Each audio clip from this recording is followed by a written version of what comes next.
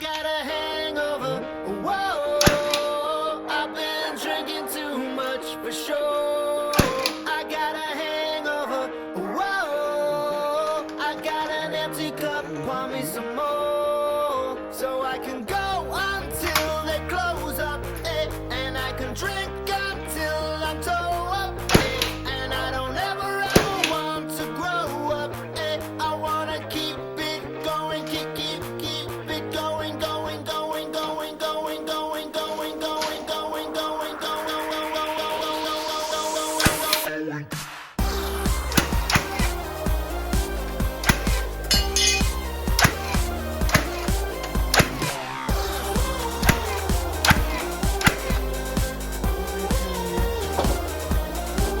I got a little bit trashed last night.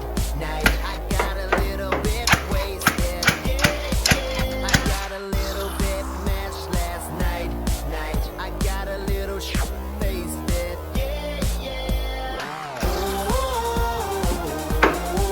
I'm on a roll. If you don't know. Alright, g'day guys. Just thought I'll show you what I've done with the bulkheads. As you can see, there's a gap between your cupboard and your roof, and the way to fill that gap, you can just leave it as a gap, but it's going to collect dust, so you're better off putting a bulkhead in there. And this is how I've done it. I've done a bottom plate and a top plate, and I suppose these are my little mini studs. I've just spaced them out evenly just so you can maintain the height, you don't get any sagging. Because the plaster is so short, I mean, you can work it out, and I have worked it out. A couple will marry up on an actual, I suppose, little mini stud here. But it's not important because the span is so narrow that the plaster won't deflect, and you'll get a nice joint anyway. That one across there, I hope to get as one full piece, so I won't have any joins on that one. And you don't have to go like crazy fit for these. Try and make it as nice and neat on the cabinet side. And what I've actually done is you see how I've stepped it in? It's about 35 mil. I've pulled it in from the edge of the cabinet, not the actual door itself, but from the actual cabinet. So when I put the plaster there, it doesn't have to be a perfect fit, because from the ground, even when the door's open, you will not see that join. I do plan on just running a bead of silicone between the join, because the top of the cabinets are not dead flush, as you can see there. You know, they get a little bit of up and down, so there's no way you're going to get a nice join over that. But even if I do the plaster a little short, a little bead of silicone will fill that gap anyway, and you won't see it anyway from the ground, because the angle is like from down here, maybe a bit more, and even when the cabinet's open, you just can't see that gap because that setback hides it. And that's my plan anyway. To stop me going in too far, I have put in some spacers to hold it out. They are screwed to this bottom plate. As you can see, I drilled in probably about halfway, and then I used the point of that hole to then drill out the rest of the way, and then I've just ran a 65mm screw from there into the back one there. I had no noggins going across there, and if I did, it was going to be so hard to find them, so I ran, I don't know if you can see it there, there's two screws which are right in the diagonal of that join that go into the top plate of that wall, and that supports it up that end, and up this end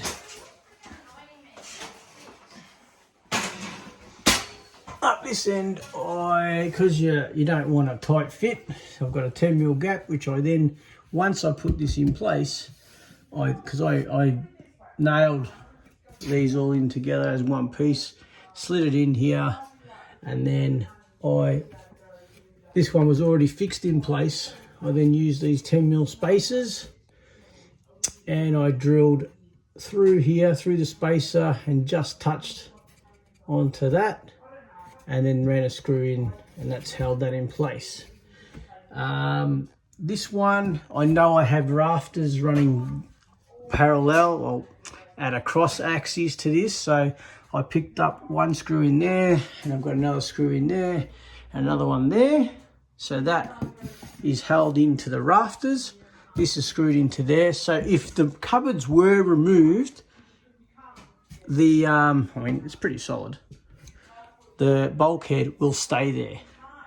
I am not well, it will be attached via silicone, but if you wanted to replace the cupboards in the future, you'd cut the silicone bead, and then you could remove your cupboards and your bulkhead would remain. There is going to be architrave, 50mm architrave, as that one will be mitered into that corner and then brought across here and then across there, and then it will go back a cut up against the wall to join into that corner. So I just thought I'd work out there. Don't worry about this gap because the plaster can go back down there. I did have a variance in the wall, in the roof. As you can see, I've got a gap. Oops. As you can see, I have there's a gap there, and quite a large gap over there. It was really a tight fit getting this in here, so I had to make it a lot smaller than I needed it to get it in. And that gap, the plaster will go lower than that timber, so you won't see it anyway. That's the beauty of these bulkheads. You don't have to do it out of really fancy timber. A lot of these were just offcuts from, I think from the outside of the window that I had to make smaller. This was the packing they used for above the top of the window on the house, and I just, yeah, that's good enough. You don't see it. It's not structural. It's purely to hold a bit of plaster on there. That's all it does. And it is more than strong enough, actually, probably too strong. No, so now I'll just cover that in plaster. Like I said, I'm going to try and get this piece in one piece. I should be able to do that. These ones, because I'm having joins, I've worked it out. So the tapers at the top and bottom of the plaster, I've worked them out. So this one will be flush with the corner, and then the taper will end somewhere around here. I think there's that 140, it will end there as a taper. And then I'll have a full length tapered both ends to go from here to that end, and then a taper with a cut for the last piece over there. It's just the way it worked out. Look, I could have bought a full sheet of plaster to do that in one piece, but that's 2.8 meters long. I would have needed a 3 meter sheet, and I only used like a little piece of it because this one I've already got a piece of plaster, but it's 2.4 meters long, and I've done the same thing over this one here. I've got two joins and they are tapered edges, finishing with a cut edge, so it's nice and flush with the corner. That's again two tapered edges, and then it gets cut where it 45s on the end there, and it just goes around like that. Just small pieces. They're not tapered. Actually, I think, no, I don't think they're tapered. They'll just be filled and paper taped and then blended out so you don't notice the bulge from the paper tape. But because these are tapered, these joins will come up really nice and strong because they've both got a taper, and that will be filled in over the top of a paper tape just on that join there. And again, cornice across the top. This edge here will be, I'll put a square set edging on that, and that'll be filled just like any external corner. Still haven't quite decided what I'm doing under the range hood there. I may I was thinking of putting maybe square set in on there just to get a nice straight edge, but when I fill it, I don't want to get plaster all over the flue, so it may just stay like that because it's black and you really can't notice it from down here. But when I paint it, it may become more apparent, the gap there. There is a small gap, but I'm still thinking about that one. Okay, so yes, just a matter of putting plaster up there. I've got the plaster all cut and ready to go in, and I've trial fitted it, and it fits really nicely in there. And yeah, I'll bring you back once I've plastered that one. Want to grow up, eh? I wanna keep it going, keep it going. Come on.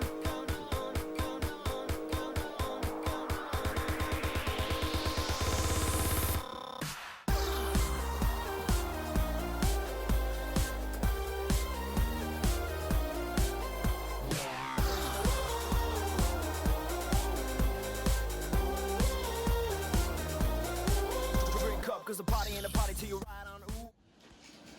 Alright, so it's time to install the handles on the drawers.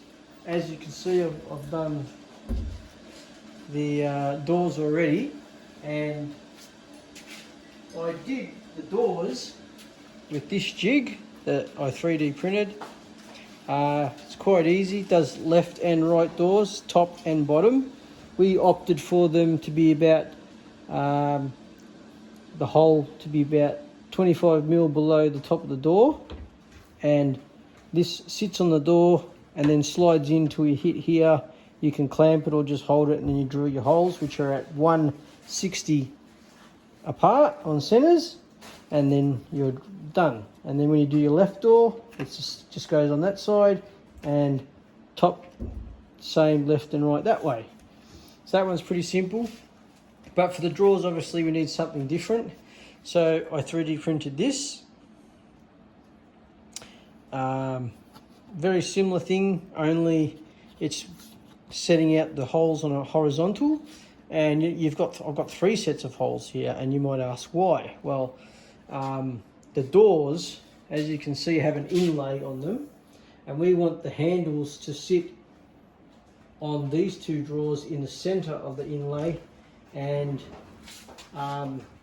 the thickness from here and that drawer are the same, but you might notice the distance between the top and the bottom is different. It's a lot more wider here on the top drawer, and that mirrors it the same on the bottom. So the distance from the top to the middle of that one is the same from the distance to the top where we're going to put the handle for the bottom one here.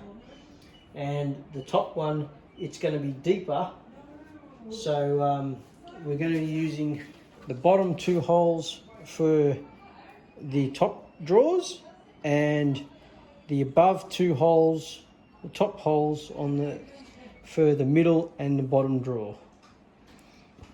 Okay, the middle hole here is for our 200 pullouts, so that will be done from the side, and that'll be smack in the middle of the inlay for a 200 pull-out door.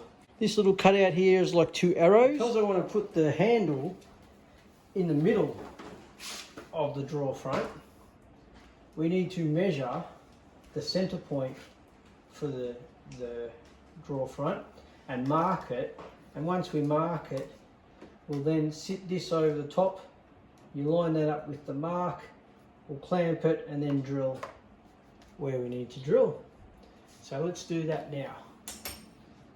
These drawer fronts are a 600 cabinet, but the actual drawer front is a little smaller. Should be 597, and it is. So that means we want 298.5 for our middle mark. Tape there, 298. That's pretty good there. And then I'll just transfer that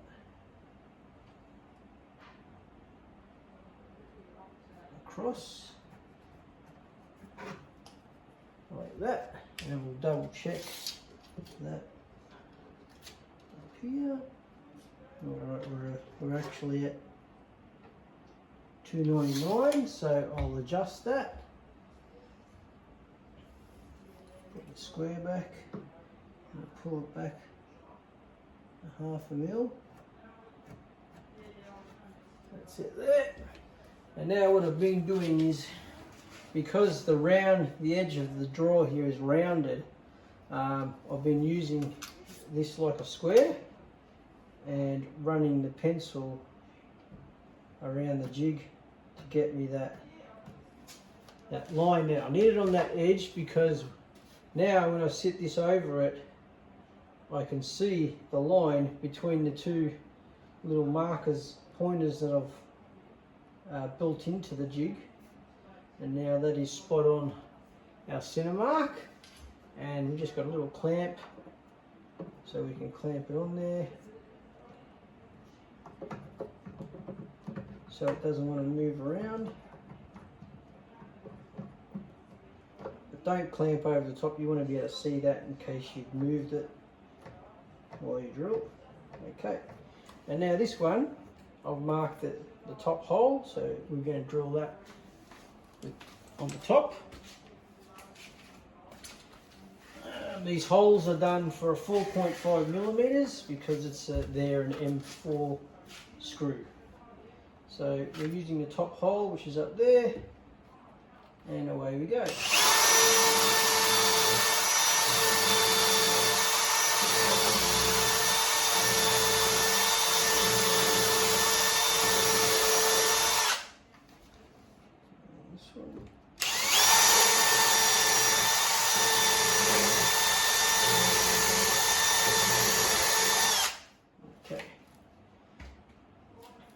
Now that's done. Now I'm not going to fit the there on first because we need to peel this plastic off, and you don't need to put tape on if you don't peel the plastic off. That actually stops the breakout.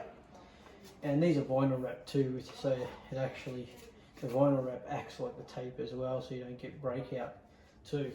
So I'll just continue on along with that, and as you can see, the holes match up perfectly there. I've already tested it on the actual jig itself, that they line up nicely. My wife's got the job of peeling this plastic off while I continue to run the holes. So just another quick tip. If I only had one to do, I probably would have measured it for the one set of drawers, but I have, what's that, 1, 2, 3, 4, 5, I've got 6 sets of drawers, and that's 3 per set. You do the maths, that's a lot of mucking around. Where now I only have to do one measurement to the middle, mark my line, and do it. And I had 21 cupboards that I had to do, so that jig came in handy for that as well. And I've also got one other jig which I'll show you another time when I get around to that job. As one of these doors I have to modify where the door hinge recesses into. That's for under the sink, and as it turns out our sink is a bit wide and sits too low for the top door hinges, so I have to relocate them lower, which means the recess in the back of the door where the hinge sits inside, I need to drill that hole lower. I tried to get a custom one, but they don't do it for these doors. If it was a plain normal indoor, I could have had it custom made, but these are pre-made overseas, and so I can't get them custom made. So I have to relocate that hole, and I've made up a jig just to allow me to do that, and I'll show you that when I go to do it. Alright guys, here I am. I'm about to relocate the hinge pocket here, I suppose you'd call it. This recess there, it was pre-done for the doors when they came, but because my sink cabinet was a little bit narrow for the sink, the thickness of the hinges here, where these original holes are, it hits on the sink, so I can't use, well, this is the part that goes on the cabinet itself, is this larger part, and this obviously then goes in here for the door. So I need to lower, because the sink comes, yeah, like to about here. So I'm lowering these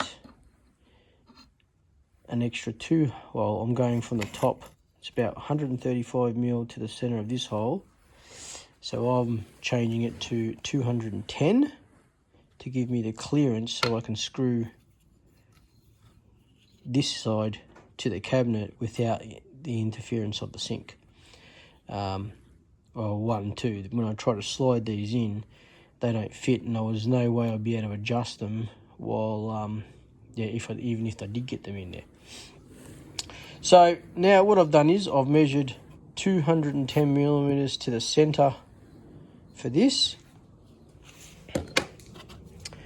and then I have used a square for that mark to get it to the edge.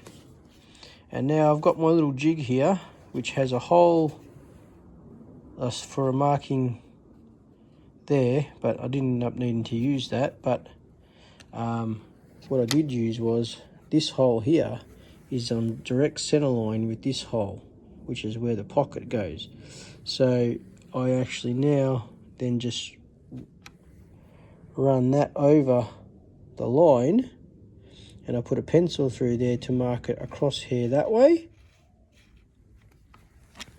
And that gave me a crosshair, which I then used through the hole. I use this, it's like an automatic center punch. You compress it and then it like pops and will put an indentation in the in what you're trying to center mark, and that's how I got that indentation right there. In hindsight, I would have, if I'd have known I was going to use this, I would have made this a very close fit diameter for that hole. It's a little bit sloppy, but because it's tapered, yeah, it's a bit hard. I would have had to make it fairly small, but then it might not have been able to pop it. So I don't think it worked out too bad, because you can see the crosshair to line it up, and then you basically try and set, you haven't got a lot of room for error, but you do have to try and centralize it in the hole before you pop it. But by the look of it, I got it pretty smack on the crosshair there. And to tell you the truth, a little bit of variation is not going to be a big deal, because you get a bit of adjustment mainly for in and out. There's not really up and down adjustment for the doors. There is a little bit, because if you see how you got slotted holes there, so if you I'm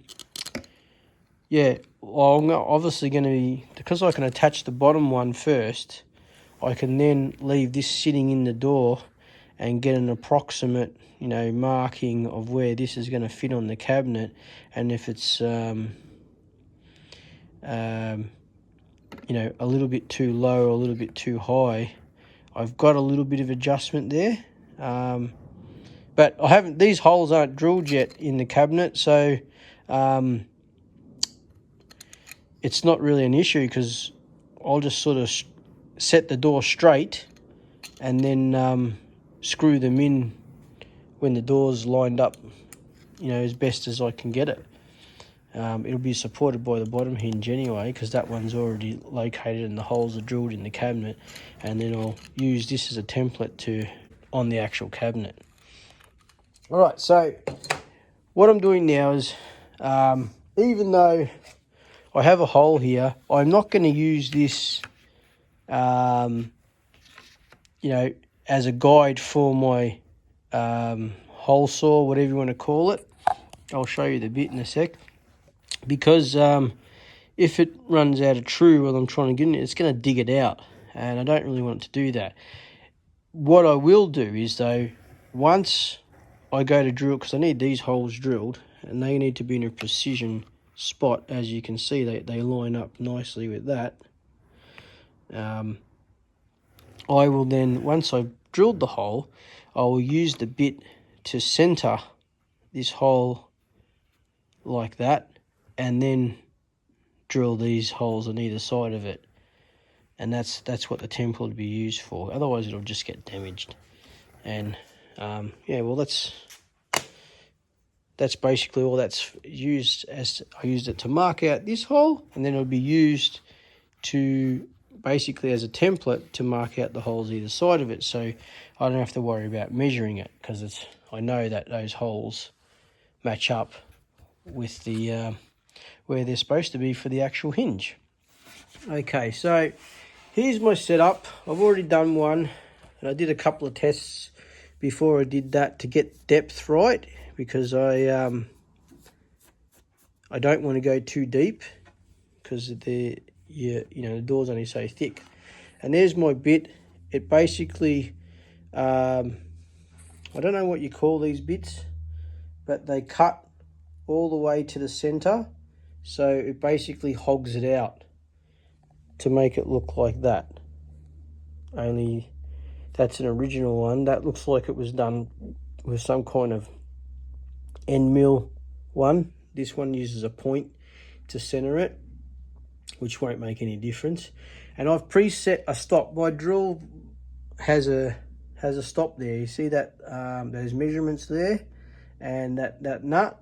I can actually set the depth so it will stop the travel. Once it gets to 0, it'll stop the travel, and I've preset that so that I get the right depth and I don't go too far.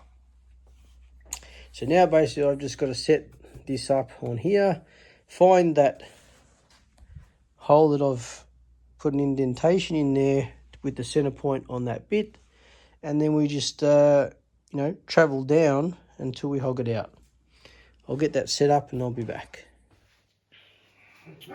All right, so I've zoomed you in, and I'll also mention that I have support for the door, because it overhangs the table quite a fair bit, and I've leveled that to the table using a spirit level, so the pocket won't be drilled on an angle, and that's important because otherwise your door hinge is going to end up sitting on an angle. I mean, you can adjust for a little bit of misalignment with the hinge adjustment, but you want to start from as flat to the door as you can. You don't want to create error from the beginning, you know, if you know what I mean. So bring that down until the little middle of there's a little pointy section right in the center of the bit there, and I've already created an indent in the door to start it, and that's in there now. Now my measurements for the depth don't start until this actually starts scoring the door, and I've preset all that, so now it's basically just a matter of switching it on, and we'll go down to depth slowly, because you are having to hog out material, so I will be going down and up and lifting up a little bit to let the material escape so it doesn't overheat the bit as well, because you can burn it too. All right, here we go.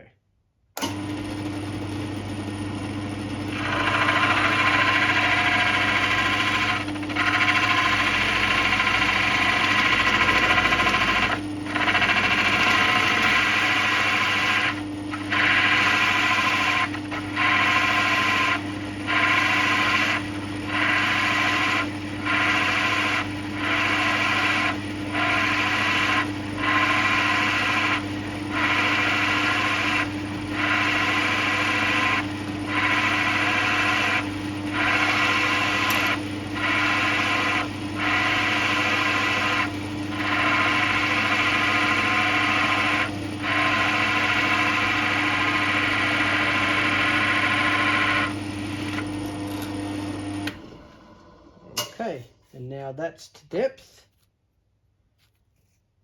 and I will clean this up, and we'll go over to the bench, and we'll see how the hinge fits in there now. Okay, so here's our newly drilled hole. I'll buy a pocket, and our hinge is going to sit in there. And you want to test, well, I've pre-done this, and as you can see, if we lift the hinge up to make sure that's not influencing it, we don't get any rock on there, right? So it's sitting flat on there, not getting any rock. And I'll just show you on a test piece that I did. Here's a test piece that I did, and one of them was the first one I did. I think it's this one here. When you put this in there, are you seeing how we're getting a little bit of rock? Because I didn't go deep enough on that one. It's just rocking in there. And then I went another one here, and that one doesn't rock because I went a little bit deeper, and that's what I needed. Where this one was a little shallow, and you can see how the rock, and that's what you don't want. You want it to sit nice and flat. So make sure you go deep enough with that. All right, so now I can use my template. I mean, you could even use this as itself to drill those holes, but that would make it a little difficult because, you know, if you were a little bit off like that, your hinge is not going to be straight. Where the template that I've made, it sits flat against this side, so I know I'm going to be parallel to the edge with my holes. So that's what I'll be doing next, is setting that up to drill these holes. Okay, so now I've drilled the new hole, and it's time to match the to drill the new holes for where the plugs are going to go in. They give you these plugs by chance, so if these are missing, I don't know if you can see in there, focuses, there's a plastic plug, and that is to expand because the weight of the door, I don't want them coming out. So I have to drill the new holes to fit the plugs. Now I've already marked it out, but I'm going to show you how I did it. So basically that fits perfectly over there. So what I do is I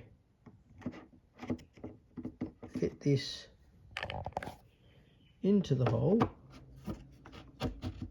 so it fits nice and snug in there. Alright, there's a little bit of movement, but very, very little. So I basically fit it in there and then push hard up against it, and then I've got a pencil and I marked around the holes, and I removed it,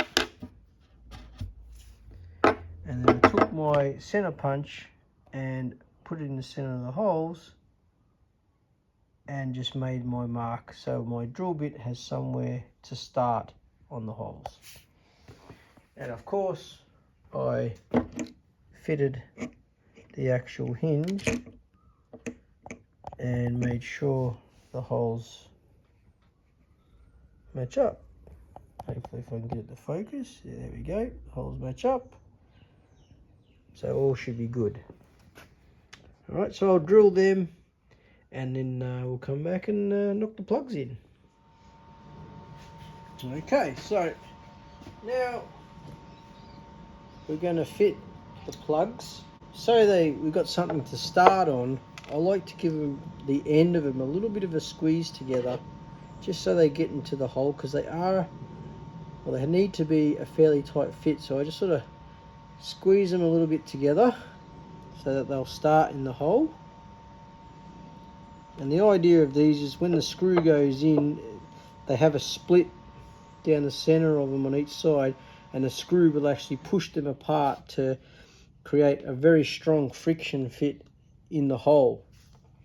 Okay, so now I've got cardboard underneath here, so I don't want to damage the door.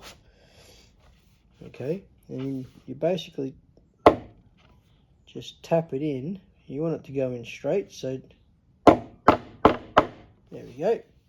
You just sort of tap it in the direction to your straight before you try and hammer it home. That's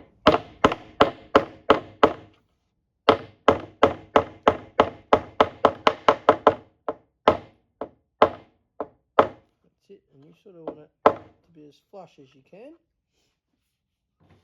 And that's it. I'll bring you in for a look. Oh, there goes my little steady.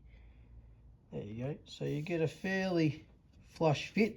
And I just rebaited the edge a little bit just to get the high edge from where it was drilling. It actually, when I was drilling it, it lifts up the edge a little bit. And see that little rebate in there? It looks a lot bigger on the camera because I was zooming in than it actually is.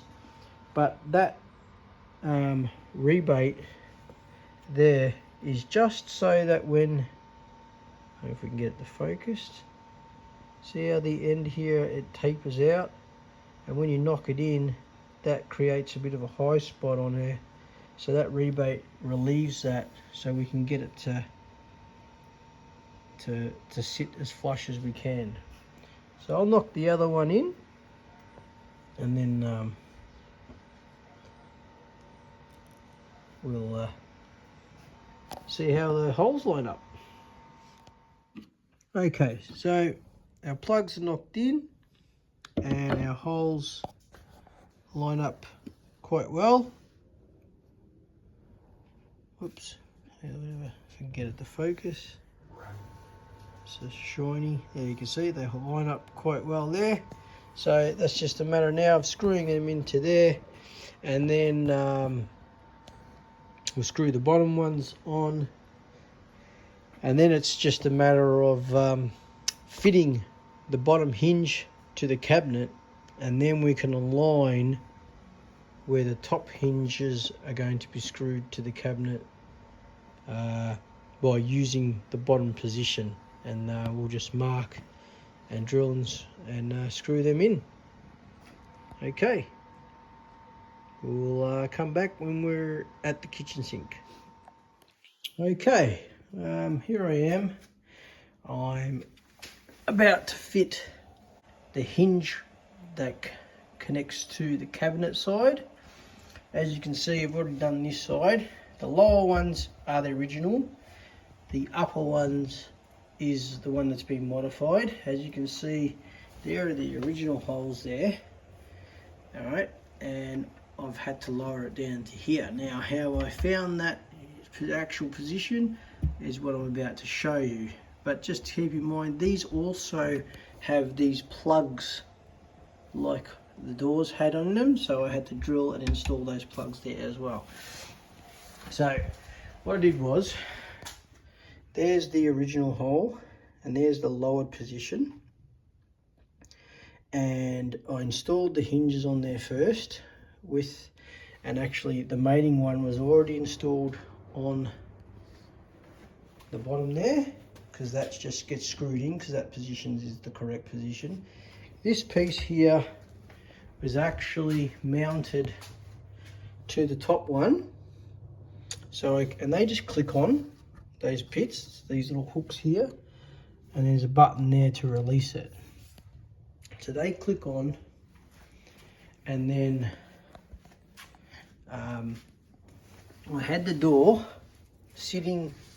hanging off that, and then I had it packed up with this bit of packing here in the center of the door to support it, so that it was just flush with the bottom here. So then I knew the height of that when I closed the hinge and pressed it against the back there, it was in the right position. And then I marked these adjustable holes, as you can see, that they're slotted holes. I marked them with a pencil, and then I removed the door, and I got my drill, the size for my plugs here. They're a 5mm plug, and I put a 5mm drill bit in there. So size for size, and it actually compressed that into the hole, so it's a good fit. And then I knocked the plug in and fitted this loosely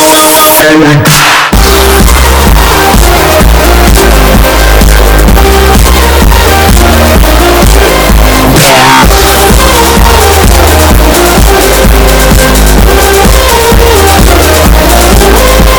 a little bit trashed last night. I got a little bit wasted. I got a little bit mashed last night. I got a little wasted. Wow. I'm on a roll. If you don't know, well now you know. I got a hangover, whoa, I've been drinking too much for sure.